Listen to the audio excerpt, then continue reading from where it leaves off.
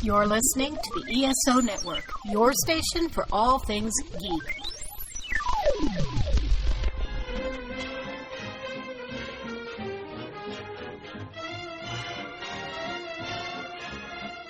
Hello, world, and welcome to Tales from Hollywoodland, a veritable feast of movies, television, Broadway, showbiz stories, news and gossip, with Julian Schlossberg, Arthur Friedman, and Stephen Jay Rubin. Today we return to the world of science fiction movies from the 1970s and the 1980s with Rondo Award-winning artist, Mr. Mark Maddox. And now, here's Steve. Hey guys, welcome Mark. Thank you. Appreciate it. Science fiction is very dear to my heart. It's kind of where I began in the business. Last time we did the science fiction films, we ended with 2001: A Space Odyssey and Planet of the Apes, 1968. And my feeling is that period between Planet of the Apes in 2001 and Star Wars in 77 was not a great period for science fiction. I think that what happened was, and this is just my personal opinion, is that there were science fiction films being made, but not high-profile ones. In fact, I would argue that The Exorcist, the release of The Exorcist in 73, made horror a much bigger genre for the next few years. And there were a few films. You had the Planet of the Apes sequels. You know, Planet of the Apes had been such a hit. There were a bunch of Planet of the Apes movies. I'll ask Mark this. Mark, do you have some memories of films of the 70s, pre-Star Wars, that caught your attention? Can you remember some? Yeah, one I'd like to throw in there at the very tail end there of your last show with 2001 and Planet of the Apes is the little gem, Quatermass in the Pit. I think that's a great film with a tiny budget and a few special effects that you sort of just go, oh my God. But I think it's still a really, really damn good film. Scared me into being mute the first time I ever saw it. I was only 5 when I saw it, and I came home and I couldn't talk. What was the title of that again? Mark, what was the title of that? Quatermass in the Pit. It's the third film in the Hammer's series based on the live television shows of the 1950s that they did in England. Mm-hmm. They were originally done live, and then Hammer made them into films. And in this country, it was called 5 Million Years to Earth. But in the rest of the world, and now it's gone back to its original name, Quatermass and the Pit. Quatermass is the name of the scientist. Anyway, so there's that. And I'm trying to think of a few others that really affected me. Let me jump in just for Arthur and Julian, who may not be familiar. The second Quatermass movie with Brian Donlevy, Enemy from Space in the U.S. market, still is a movie I think is just a terrific story and well directed and acted and very creepy. It introduced these very strange creatures growing in these giant domes in the English countryside, and Brian Donlevy plays a son. Oh, there you go, Brian Donlevy from the first film, Quatermass Experiment. Is that the same Brian Donlevy from Donovan's Brain? Yes, Brian Donlevy. He plays a guy named Quatermass, who's a rocket scientist who discovers that his moon project, which they've been trying to fund in England for decades, has been built by an alien group that's taking over the countryside. It's a very creepy movie, kind of has touches of Invasion of the Body Snatchers, a little bit of that. And but I remember Quatermass and the Pit. Do you remember some other 70s titles, Mike, pre-Star Wars? No, one of them that I think of all the time from the early 70s is a movie with Bruce Dern. It's called Silent Running. And it's a great movie with the little baby robots. Exactly, Huey, Dewey, and Louie. And it was just an amazing film. It's gained popularity over the years, but it's more of a cult film now than back then. But it was very, had a message about ecology, and this is what could happen to Earth if, we keep on the path we're going. And it was just because the whole storyline was that, all of Earth was completely plowed over and built cities and everything, and all of nature basically was sent out into space on giant arcs. Well, Silent Running was a movie I launched in New York at the little Carnegie Theater. Universal had no idea what to do with it, and I liked it a lot. Interesting enough, it was directed by Doug Trumbull. And Doug Trumbull, of course, we know from the great special effects of 2001.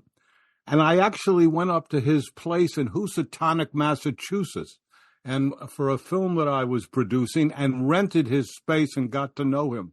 Quite an interesting man. But Silent Running was quite a movie. I don't know, Steve. I think the 70s were a lot more than you feel. But what I'm saying is, in terms of high profile, in terms of really elevating the genre, for my money, the release of Star Wars in the summer of 77 was like a nuclear explosion in terms of turning the science fiction genre into not only a mainstream genre, but probably propelling it to becoming the main genre in Hollywood today.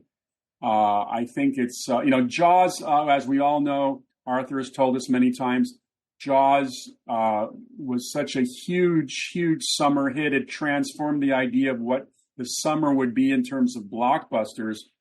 But Star Wars, like Arthur, what was the first time you saw Star Wars? Oh, well, that's quite a story. But I will preface that by saying that my partner and I, in 1974, with many, many other exhibitors in America, we owned theaters at the time, went out and met in the Century City Theater. There was a big theater there. Schubert Theater, maybe at the time, became the Mann Theater. Yes, I think Century Plaza, no? Century Plaza. Yeah. And so the people from Fox had this seminar for exhibitors in America, and it's in 1974, and they asked a question from the stage to the exhibitors: are there any genres that we're missing on, that that you're not seeing enough of? My partner got up, Roger Lockwood, and said, sci-fi. We don't see enough of sci-fi. That was 1974. And just worth mentioning, because we probably didn't, maybe some obscure things. Star Wars, a true story, my right hand to God.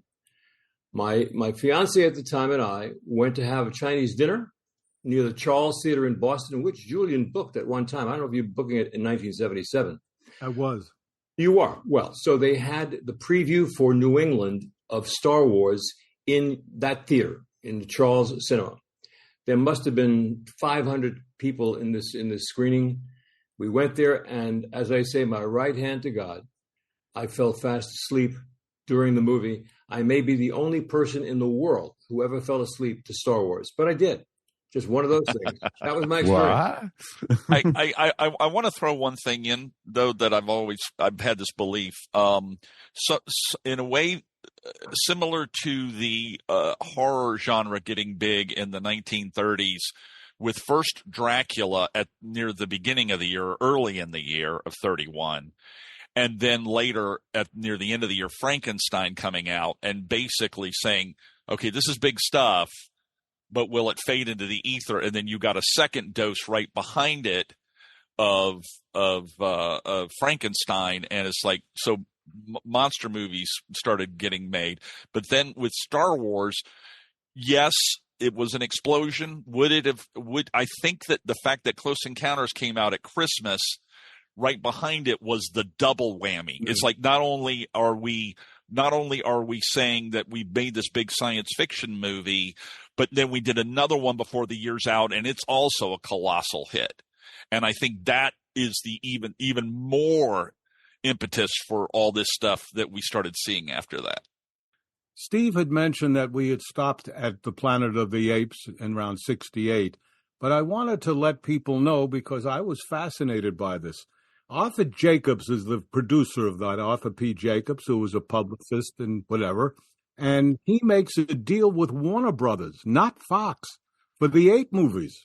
And Arthur, he has your friend Blake Edwards to direct it. And Warner's eventually says, we're not doing it.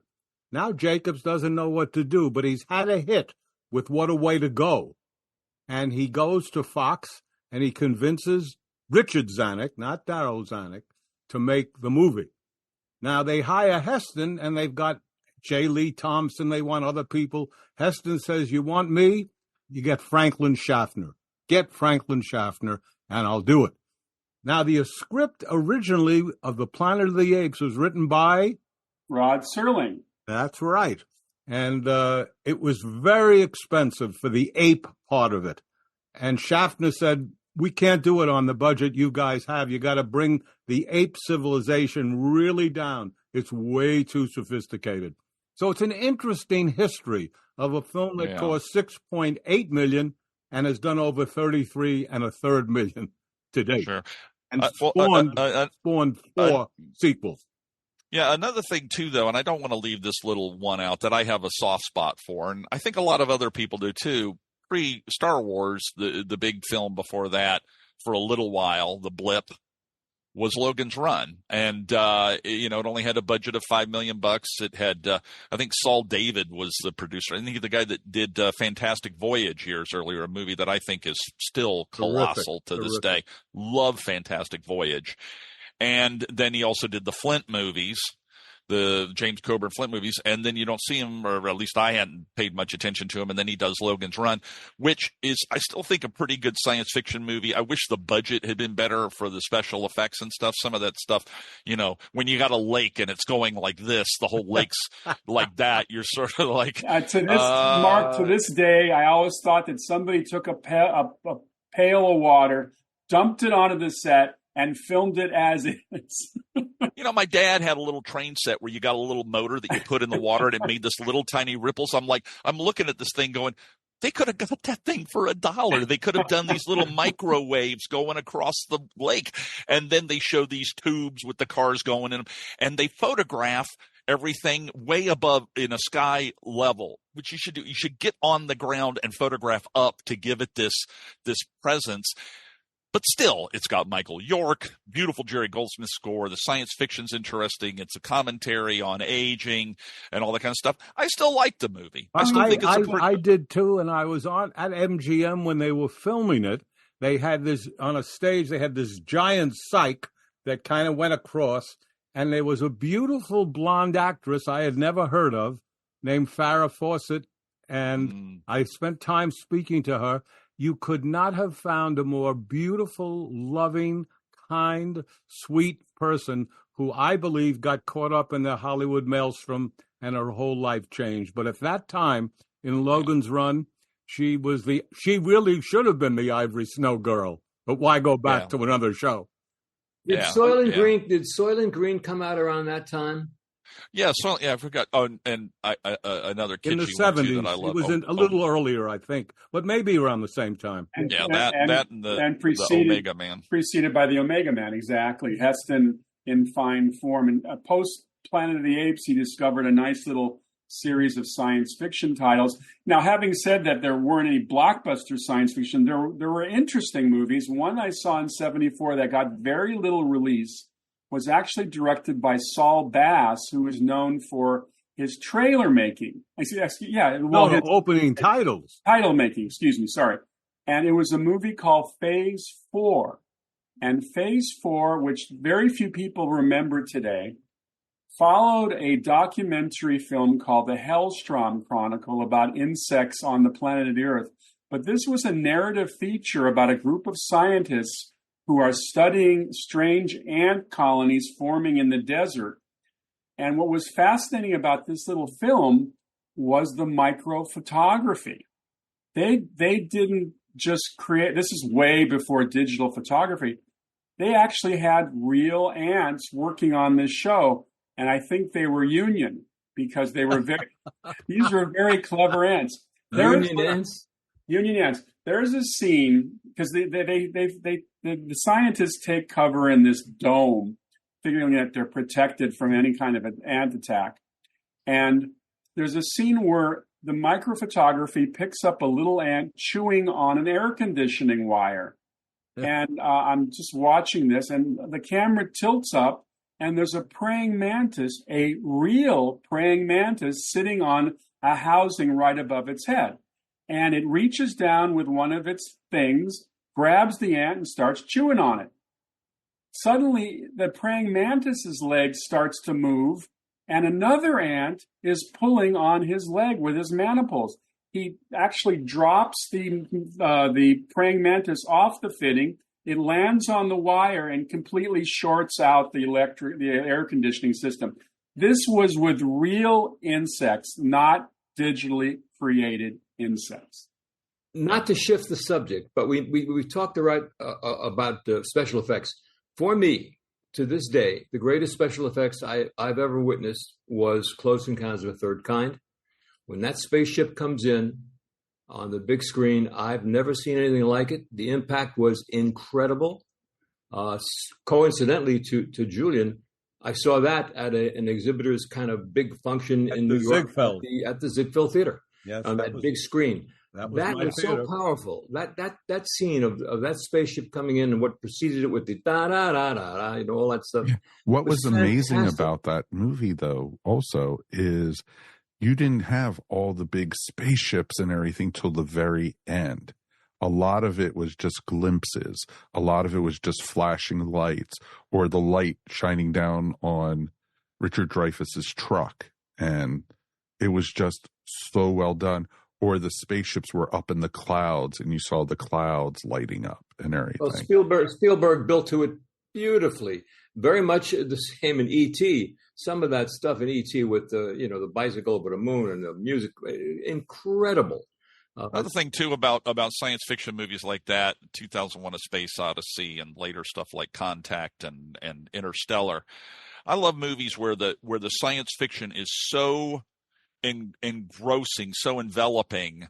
And don't get me wrong, I love George Patel's War of the Worlds, but I mean, I'm talking about where you get a science fiction film where it is so big, the concepts are so big that there really aren't any bad guys in it. It isn't a shoot 'em up. It's not it's like you watch this stuff and you just go, wow, this is amazing.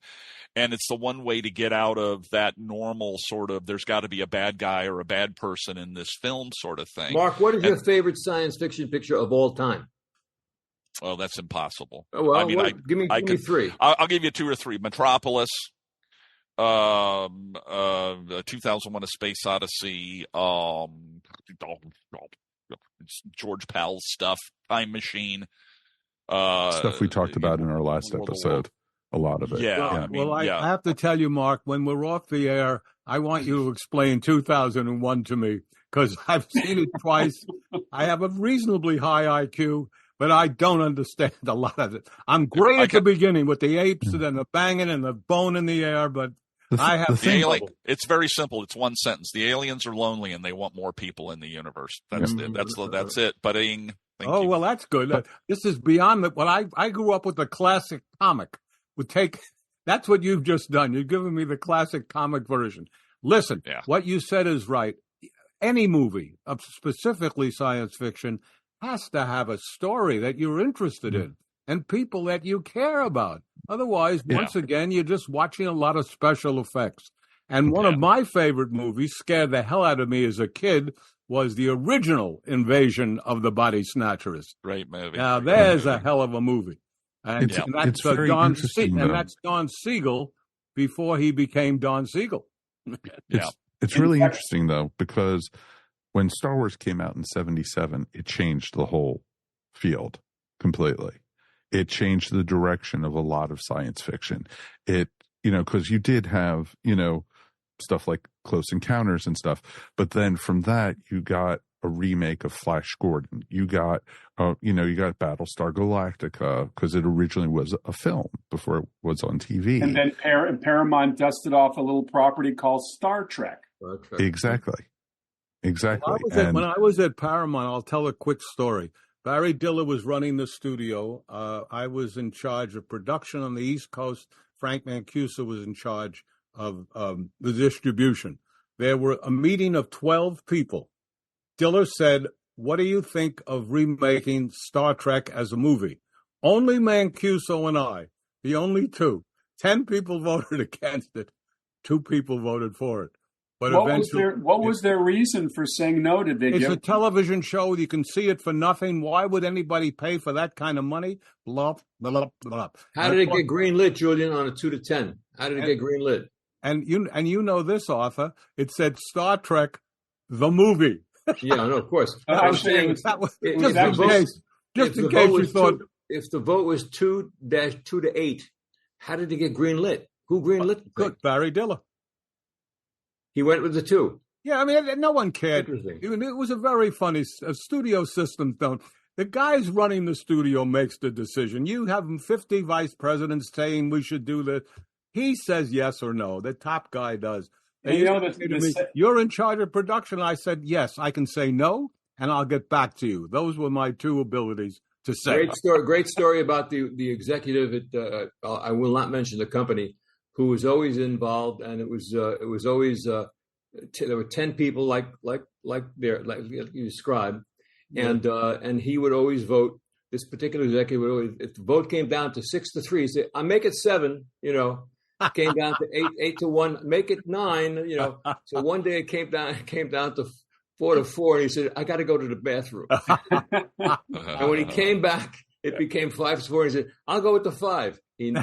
That's how folks. That's how movies get made sometimes. Yeah, that's right. Wow. Well, the only problem with greenlighting the Star Trek movie, Julian, was that it sucked. Wait, you're talking about Robert Wise, aren't you? I know. I'm one of my favorite directors of all. I know. It was not a great script, and those uniforms, the spandex, just didn't work for me. But let me get back to a little Star Wars story. So I'm backpacking through Europe that summer. I'm completely off the grid. All I'm hearing about when I get to civilization, Star Wars, all over the planet. So I finally fly back to Chicago. On the way back to LA, I race over to a movie palace midweek, completely empty. For some reason, the 10 o'clock show did not register. So I'm sitting in a 3,000-seat theater watching Star Wars, and I'm saying, what's the big deal? This isn't that great. Yeah. So I get back to LA, and I say, I'm going to give myself a second chance. I'm going to go to Grauman's Chinese Theater on Saturday night with a packed audience. And I swear, it was a completely different movie with an audience. When the Millennium Falcon goes to light speed for the first time, practically the whole theater rose up and started screaming their heads off. And this was a big audience participation experience for me. And it's so funny, my friend Bill Malone, who a major horror film director, later did the remake of House on Haunted Hill. He worked at a place called Don Post Studios that was making masks. And they had a prototype of the Stormtrooper helmet mask. And it was Halloween. He gave me it to wear to a Halloween party. I think I can claim to be the first person in America to wear a Star Wars mask. But it got me involved because United Artists the following year was looking for somebody who would go around to all the science fiction conventions and promote a movie, which was the remake of Invasion of the Body Snatchers. This is the one with Donald Sutherland, who sadly we recently lost. And I went to all the conventions. I was what they call in the marketing department an advance man.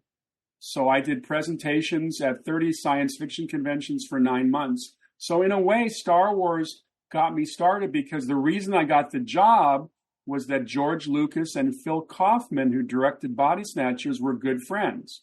So Phil suggested they do for Body Snatchers what he had done for Star Wars. Steve, was the remake successful in the late 70s? It was, but there was a horrible winter that year, and its competition was another epic that was released in the fall, winter '78, which was the first Superman movie with Christopher Reeve. No. So that was a big competition. But I'll tell you one other story. When I told you I was working for Cinefantastique, the editor couldn't pay for my articles, so he would give me like boxes and boxes of the magazine to take to science fiction conventions, where I'd lay all the issues out on the table and people would come over and they'd buy them because, people a lot of people didn't have the subscription. So I'm sitting there. This is the summer of '76, the year before Star Wars. And a blonde-haired kid comes up to me and we're trading stories. And he writes on my magazine, "May the Force be with you." He says, you'll remember that next year. And that was Mark Hamill. Huh. That's a good one, Steve. And where do you guys put a little movie called Back to the Future as relates to sci-fi? Oh, it's fun. It's like a Frank Capra movie or something. Yes. With science fiction. I didn't want to rush too fast ahead of that, though. There was a few others I wanted to throw in there. Time After Time. Oh. Nicholas Meyer, Malcolm McDowell. I think it's a great twist jewel on the H.G. Wells story. And by the way, do you know who they wanted originally to play Jack the Ripper? Who?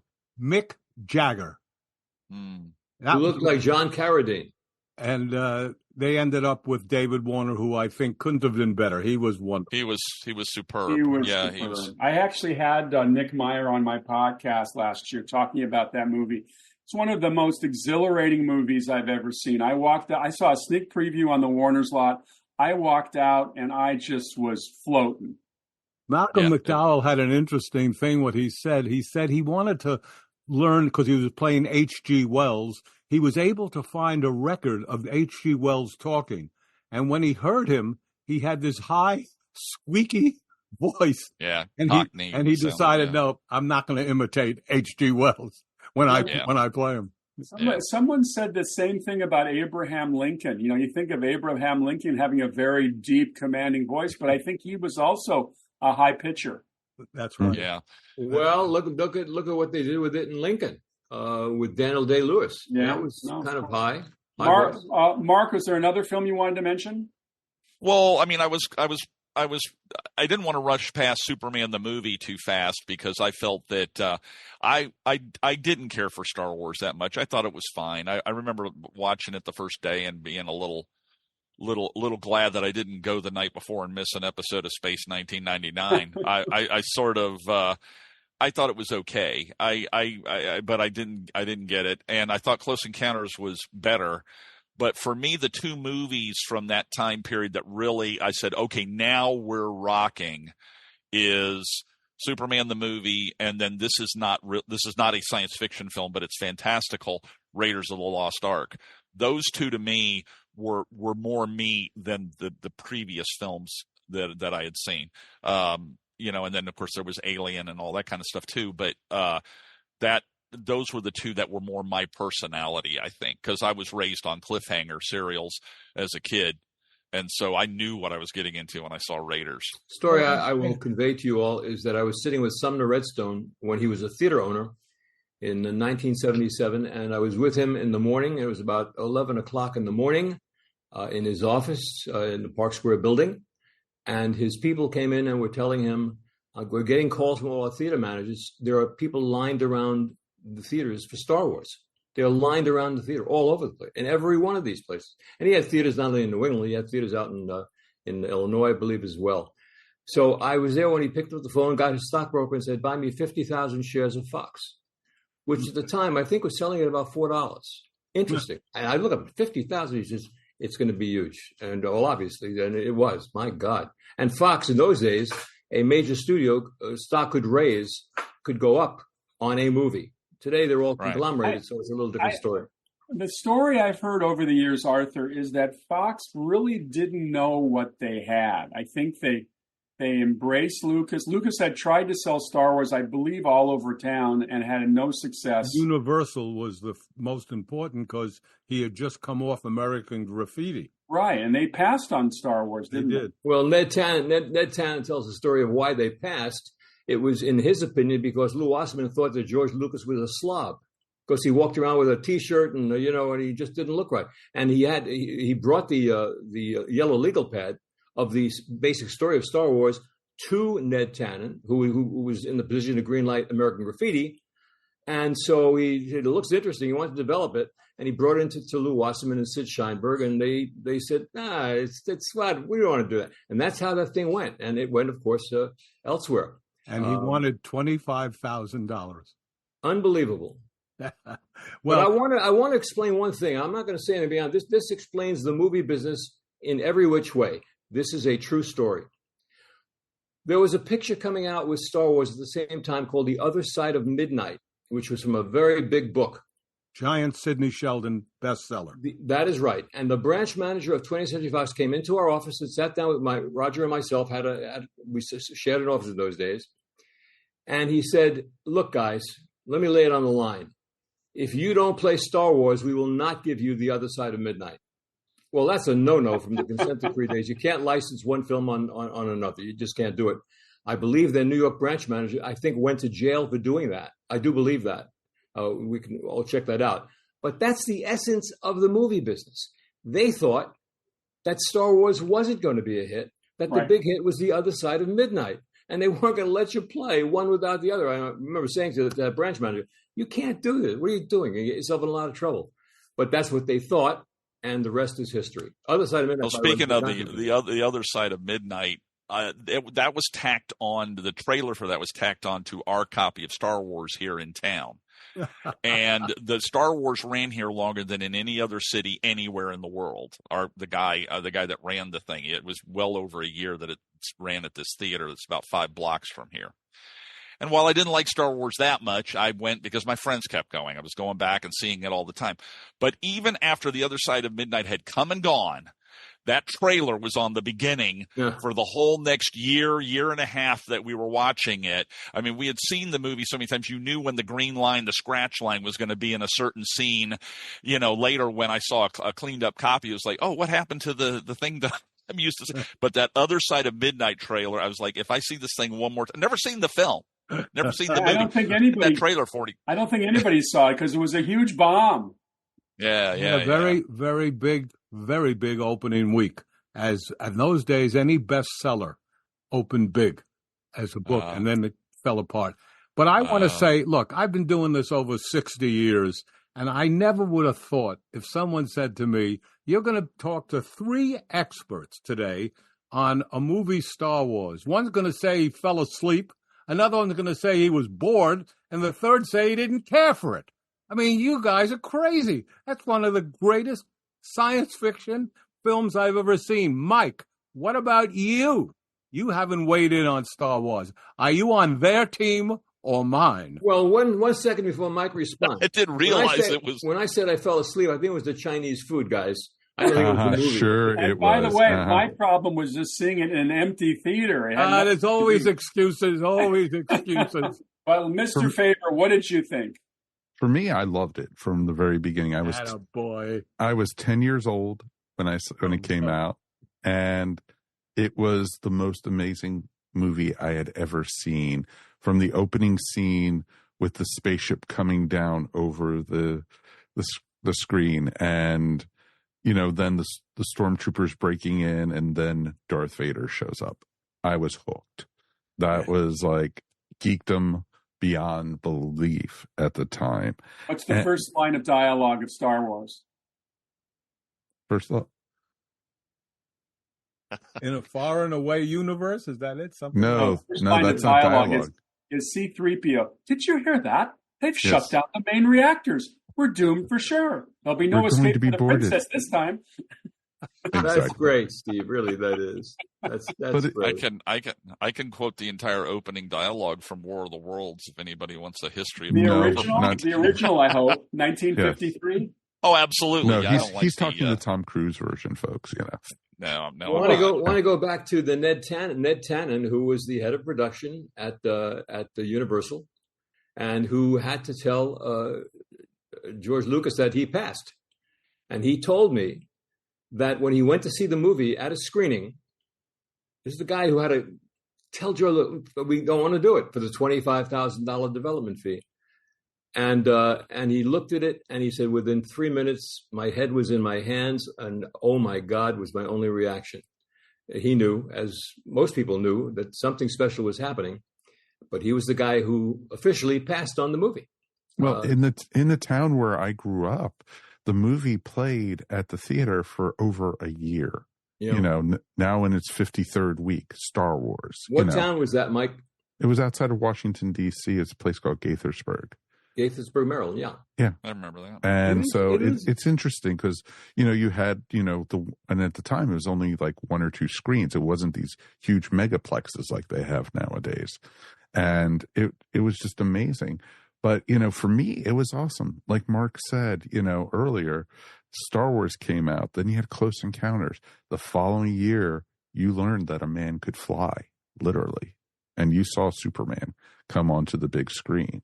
And it was just, with that, the theme music was just amazing. Once again, John Williams. Yep, exactly. And I actually told people when I left the theater, I said, even the lettering at the beginning was incredible on that film. That stretched lettering that they did, by exposing the camera and leaving the shutter open while they stretched it. I was like, oh my God, that is so cool. You actually felt the coldness of Krypton and sitting in the theater. It was just truly amazing.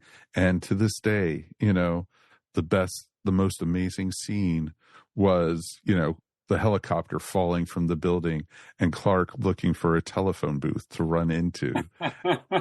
And if you look kind of back and you think to yourself, these extraordinary science fiction or special effects movies, the boys Spielberg and Lucas really have an enormous amount of those movies. I mean, it's just something. I'm always interested that people think on the trilogy of Star Wars, Empire Strikes Back, and Return of the Jedi, that they feel the Empire Strikes Back is the quintessential one. Not for me. I don't see that. But that's what many critics feel. See, when I saw the trailer for The Empire Strikes Back and I saw those giant Imperial walkers coming toward the camera, I was blown away. I think, we're, with all the digital effects today, which literally are like Aladdin's lamp, they can create literally anything. The work they did on The Empire Strikes Back was just extraordinary. It's a very intelligent script too. As fun as, for me, the first Star Wars was, it was fairly campy. Princess Leia kisses Mark Hamill and says "Furlock," those kinds of moments. But Empire Strikes Back under Irvin Kershner, I thought was a much more serious tale, and I thought very well done. Well done. What did you guys think of when you first saw a movie called Alien? Scary as hell. I saw a woman in the row before, in front of mine, threw up when those things started coming out of their body. She took it too seriously. But the story about that scene. That scene was that the cast was not prepared for the chest buster. Ridley Scott did not. It was somewhat explosive, so their reactions were very real. Yeah. I saw it on the first show here in town, and I remember I was getting ready, had just finished watching it, was getting up to leave, and then a bunch of my friends were coming in. So I said, I'm going to enjoy myself now. I'm going to sit down with them and watch some of this stuff, look at their faces. And there was I looked back when the chest buster thing was coming out of him and everything. I look back and everybody's face in the movie theater, they all look like donuts. They were all just like that. And I was like, oh, this is good. This is a cool way to watch the movie too, Mark, did John Carpenter precede that with in not The Fog, but in The Thing? That was 82. That was part of the big 82 year. Okay. Yeah, because Alien was 79. Yeah, Alien was 79. Why didn't Ridley Scott make the second one? How come Carpenter did? Does anyone know? He said nobody asked him. Not Carpenter, Cameron. John Cameron. Well, they asked Cameron, but nobody asked Ridley Scott about Alien. They said, nobody asked me. I'm referring to John Carpenter doing The Thing. Yeah. Where he had the same kind of effects, Yeah. Yes. Something. Yeah, he loved. I mean, I know that Carpenter did the thing, had all that on stage stuff. Well, a friend of mine, Willie Witten, was one of the guy that sculpted the spider head that crawls across the floor. And he, it was one of those where Carpenter already showed his love for the 1951 version of the thing, which, by the way, I did want to say that probably is my single most favorite film of all time, the 51 version of the thing. Of all time? Wow. Of all time, if I was on an island, I was only allowed to watch one film ever again, that would be it. I've seen it probably over 150 times. I never get tired. I've even watched it while I was driving. The only film I ever saw that I threw myself down on the floor of the terrible theater with the gum and all the stuff on it. I was so scared. But again, I was only about 9 or 10. Yeah, it's a great movie. It's a wonderful film. And I love the John Carpenter version for different reasons, but that on-screen, in the room with the actors, special effects, kind of, rubber and syringes and tentacles and all that kind of stuff. It's an amazing film. But I would tend to, I'm not going to say it's my favorite film of all time, but it might be my favorite science fiction. The original Thing, at any time that it's on television, I happen to see it, I come in, I don't care where it is, I have to watch the rest of the movie. The overlapping of the voices was that new? I mean, that was great. It was very so good. Interesting that you've got these Air Force guys, and there's a ton of them, and you kind of feel a little comfort that, hey, there's like 50 guys. What's one thing going to do? And yet, the creature was just unstoppable. The scene where they finally realize that a saucer has landed when they're out on the ice and they're all stretching out to form the circle, and it's just great. It's a great movie. Yeah. Remakes generally are pretty uninspired claptrap, but I would say that not only was The Thing a great movie, but the one I worked on, the promotion of Invasion of the Body Snatchers, Phil Kaufman's version, was also very good. Very good. Different, more of an urban movie. When you tackle a classic and you come out at least with everybody going, hey, I liked it, that's a miracle. Because a lot of times it's one of those where everybody goes, why did they do it? I know. Every once in a while, the remakes of The Day the Earth Stood Still and The Time Machine are so bad. And Invaders from Mars. Invaders from Mars, one of the great science fiction movies, the original of 53. And Tobe Hooper, just, oh my God, what were they thinking? Yeah. Just to go back to The Thing for 1 second, they still had room for the sexy girl with a sweater that was a little tight and maybe a little thing going on between her and one of the guys there. They fit that in. They had a lot of stuff going. The guy with the camel-haired coat with the cap, like go to a football game. Yeah, but wait a second, Arthur. You got to remember the arm that comes in. That threw us. The people screamed at that. Yeah. The arm was more scary than the actual poor James Arness. Julian, similar to the head coming out of the boat in Jaws when he's underwater, right. or the hand, or the hand rising out of the grave in the original Carrie. Yes, absolutely. Now listen, we haven't spoken really of E.T. Would you not consider that to be a science fiction? Oh yeah, absolutely. Very much sci-fi. Oh yeah. Summer of '82, big summer. I was down in Miami.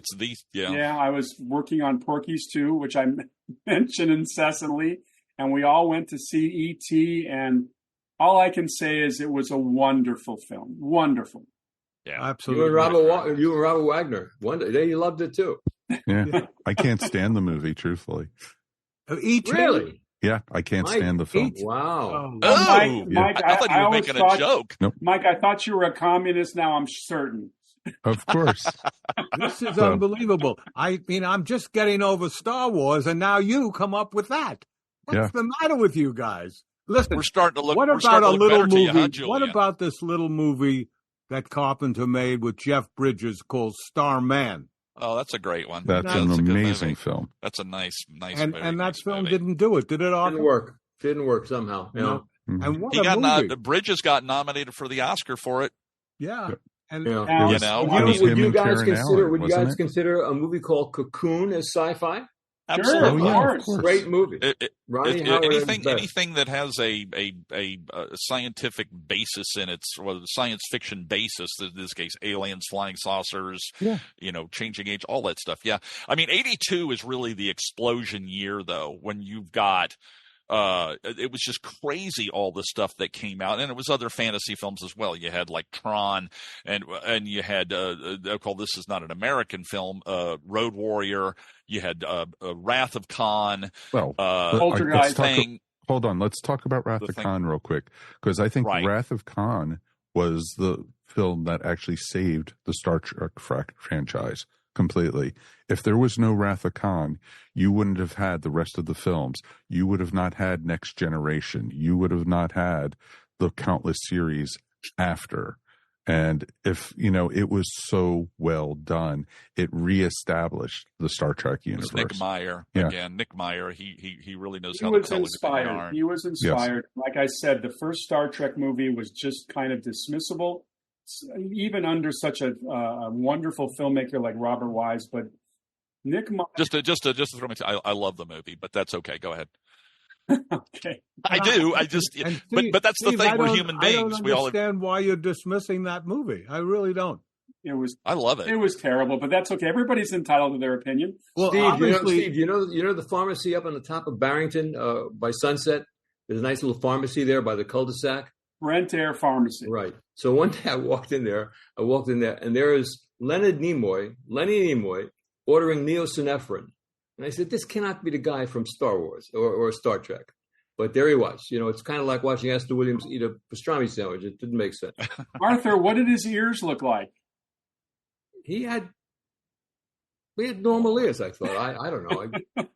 He didn't. I have no idea. They weren't Spock. He looked like he did on Mission Impossible. By the way, I know we're going to talk about it in the next session on more modern science fiction movies, but I have to tell you, this also gets a lot of controversy. When J.J. Abrams brought the new Star Trek movie into creation, I thought the first one was a lot of fun, and I thought the casting was brilliant. Loved it. But what happened afterwards, I don't know, because they lost the lightning in the bottle. Now, I was, you mentioned 82. I was down in Florida, and then Columbia decided to make a 3D movie in 83 called Space Hunter Adventures in the Forbidden Zone, which, of course, nobody remembers now because it was in the shadow of the third Star Wars movie, Return of the Jedi. But the concept of 3D came back very strongly in the mid-'80s for a while. And it's funny, the technology was so archaic. A 3D camera housing had two Panavision cameras in a giant stainless steel case that it took 6 grips to carry around. And it was it was the heaviest handheld shot in the history of filming. But Space Hunter was released and was #1 its opening weekend for Columbia because I had been on the road for 63 days promoting it all over the country.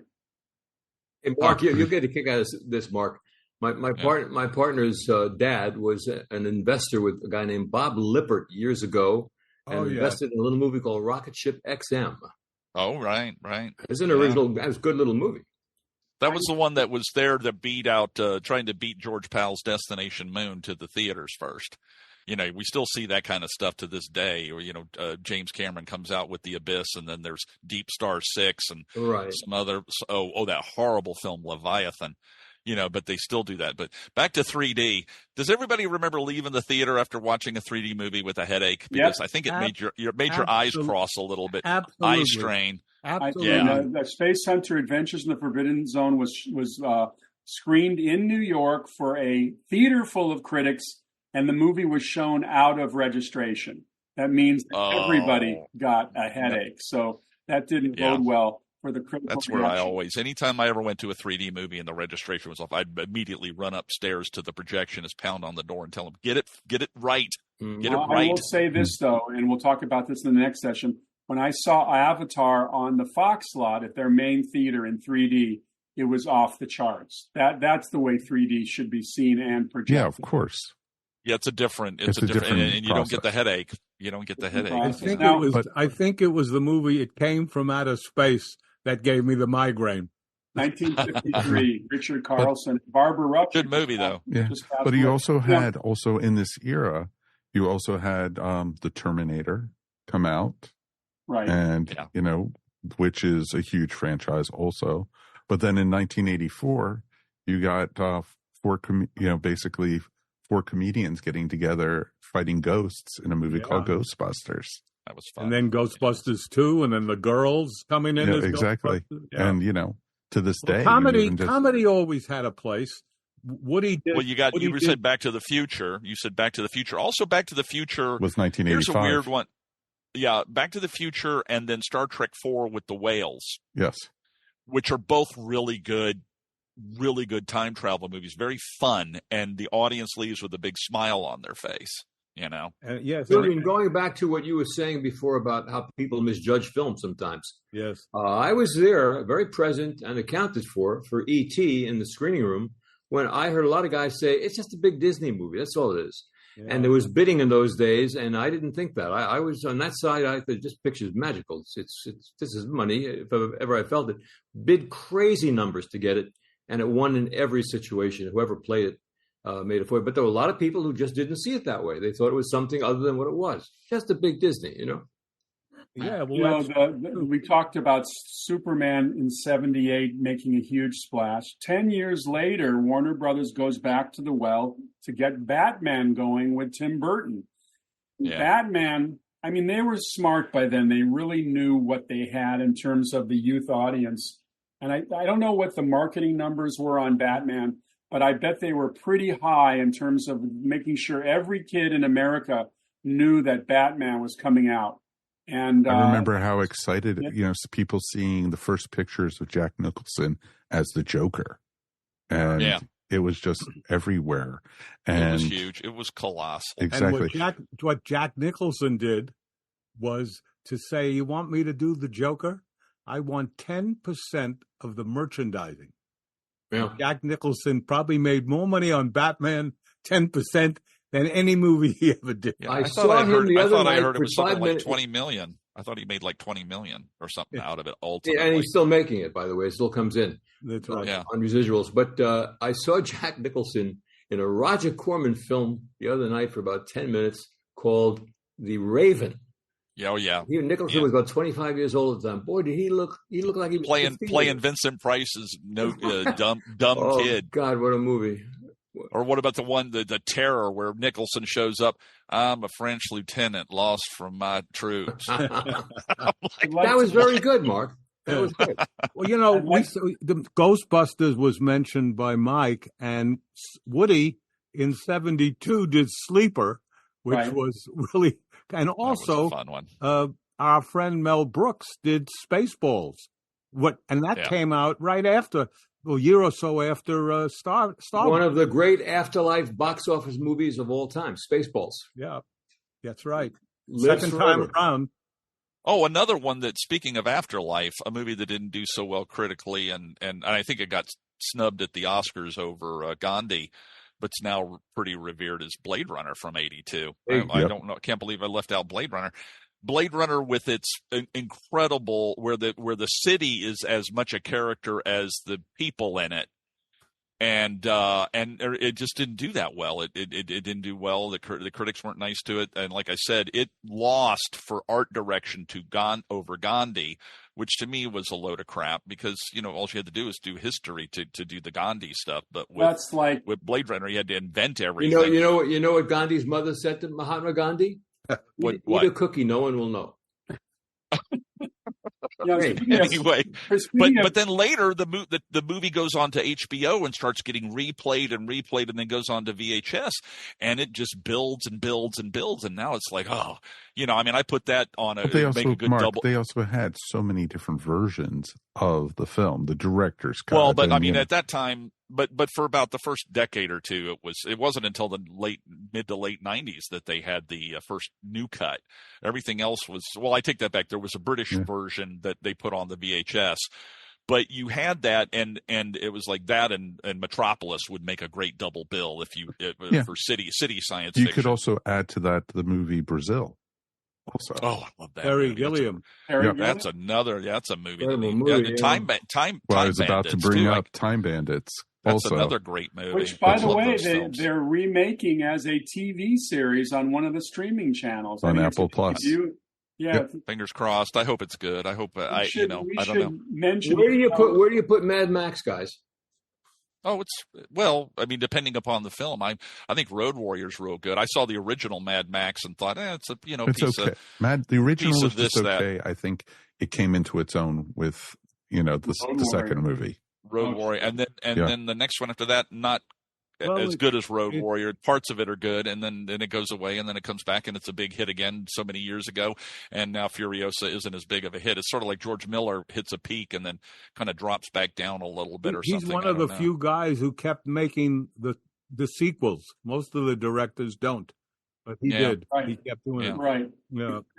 Julian, Mike, and Steve, because Mark has mentioned his. What would your favorite sci-fi movie of all time be? Well, mine is still the original, The Day the Earth Stood Still. Michael Rennie. Yeah, I remember. Patricia Neal, Robert Wise directing. It's. I watched it the other day for the 178th time, I'm sure. And Patricia Neal was still sexy even in that. Yeah.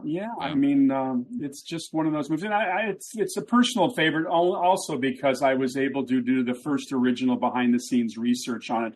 I actually interviewed screenwriter Edmund North, and he told me what Klaatu Barada Nikto means.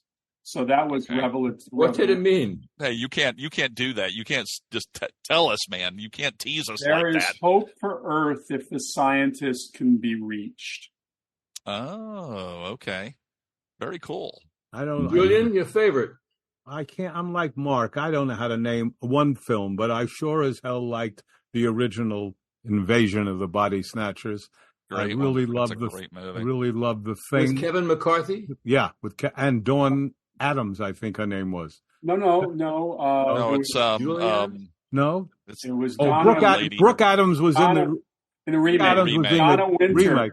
Donna Winter played. Yeah, she's great. Dana Winter. Or is it Dana Winter? Yeah. Mm-hmm. That's right. Great. And I think those two, the thing, as I say, the thing, and I loved Star Wars, and I loved E.T. I loved E.T. Sorry, Mike, but loved E.T. Loved it. Loved Close Encounters of a Third Kind. Loved Back to the Future. Loved the commercial stuff. Mike, are we clear on what yours is? Your favorite film? Mine probably would either have to be Forbidden Planet, good one, or also Close Encounters of the Third Kind. Sure. What's Forbidden Planet? The one with Walter Pidgeon? Walter Pidgeon and a very, very sexy Anne Francis. Not only sexy, but gorgeous. Beautiful.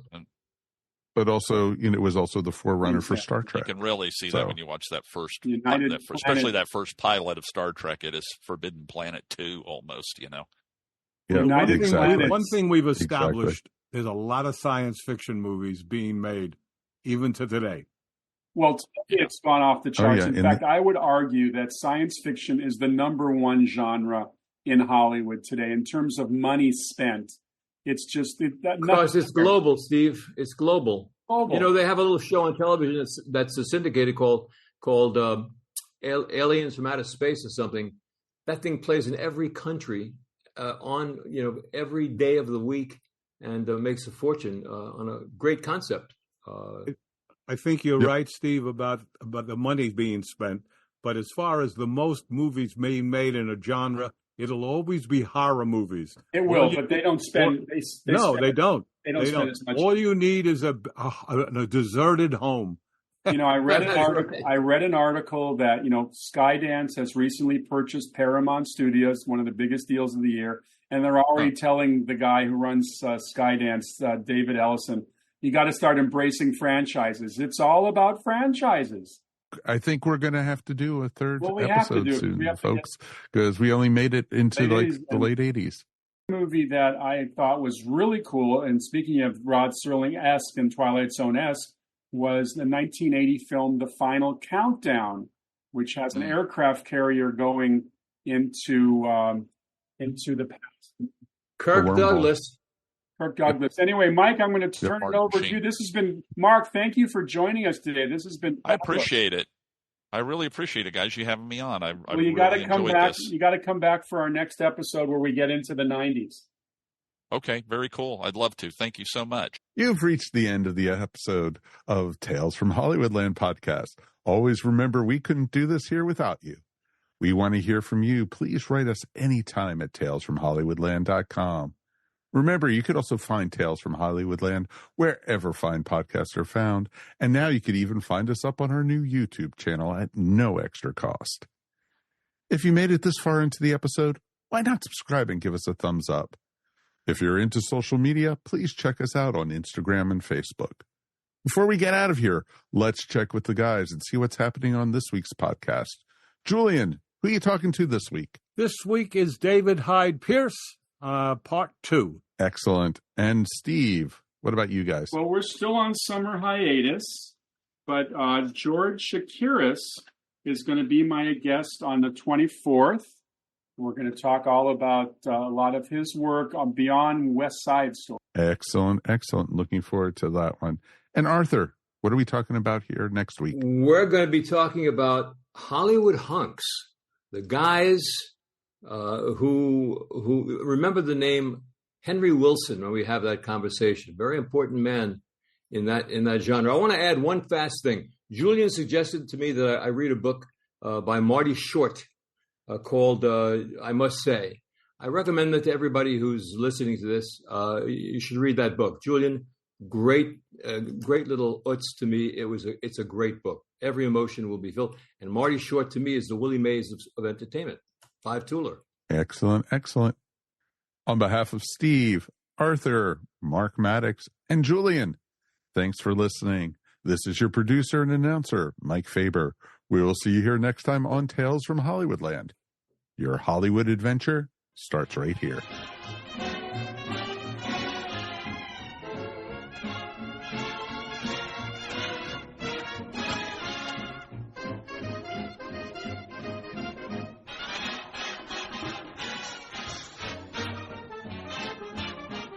It's a new era of Doctor Who, and Earth Station Who is your go-to podcast for all things in the universe. From classic Who to new Who to new Who. Join Mike, and Mary along with special guests as they discuss the latest news, recap and review stories, explain endings, uncover Easter eggs, and confront controversies. So Whovians old and new, come along for the trip of a lifetime. The TARDIS has enough room for everyone as we explore this new era together. This has been a broadcast of the ESO Network. Be part of the crew and help support our shows by donating to our ESO Patreon or by shopping at the TeePublic store, which can all be found at www.esonetwork.com. The ESO Network, your station for all things geek.